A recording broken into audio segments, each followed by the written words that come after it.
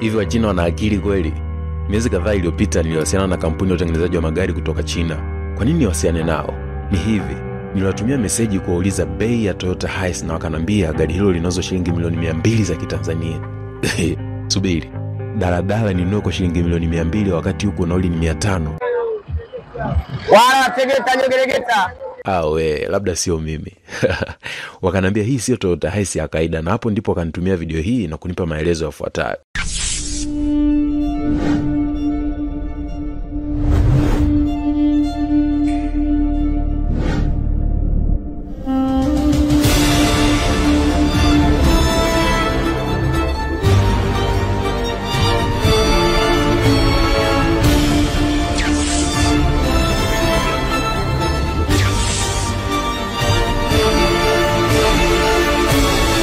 Wakasema gari hili lina siti za ndege ambazo zimetengenezwa kwa ngozi ya ng'ombe au leather na zinakukanda kwa joto.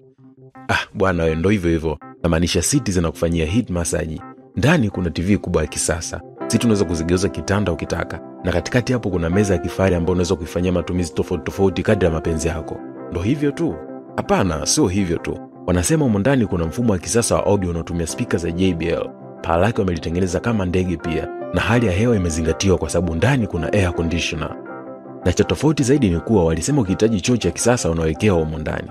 Kinachofanyika hapa ni kwamba wao wananunua gari na kisha wanalibadilisha muonekano wake ili liwe la kifahari, yani luxury customization kwa Kiingereza. Na sio hivyo tu, wakanambia kama ninaona milioni 200 ni kubwa sana, naweza kununua baadhi ya vifaa na vivipenda, kwa mfano hizo seats za ndege peke yake, kisha mimi nikazipeleka kwa fundi aniwekee kwenye gari langu. Hapo ndo nikasema kumbe inawezekana. Sasa sio kila mtu anaweza kufanya kitu kinachofanywa na wa China. Kwa hiyo naweza kusema hawa jamaa akili wanazo, lakini hawatuzidi sisi wa Tanzania. Unajua ni kwa nini? Ni kwa sababu huo muda niliwatumia meseji kuuliza bei ya Toyota Hiace nilikuwa sina hata 100, lakini nilikuwa na jeuri ya kuwatafuta. Unahisi gari hili linastahili kuuzwa milioni 200? Niambie kwenye comments. Lakini pia niambie umependa nini kwenye gari hili.